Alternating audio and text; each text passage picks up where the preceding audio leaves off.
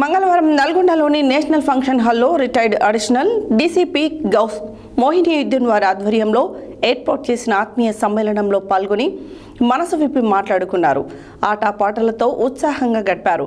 నాటి రోజులను గుర్తు చేసుకుంటూ సాధించిన విజయాలను నెమరు వేసుకుంటూ ప్రశంసలు, అభినందనలతో ఆహ్లాదకరమైన వాతావరణంలో గడిపారు.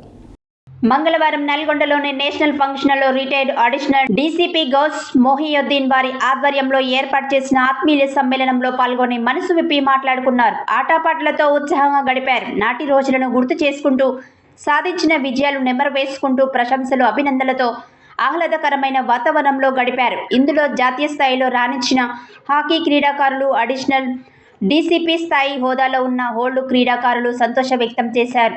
ఏటా ఇలా అందరం కలుసుకొని యోగక్షేమాలు తెలుసుకోవడం, కుటుంబ సభ్యులంతా కలిసి సందడి వాతావరణంలో పూర్వ క్రీడాకారుల సమ్మేళనం చేసుకోవడం పట్ల ఆనందం వ్యక్తం చేశారు.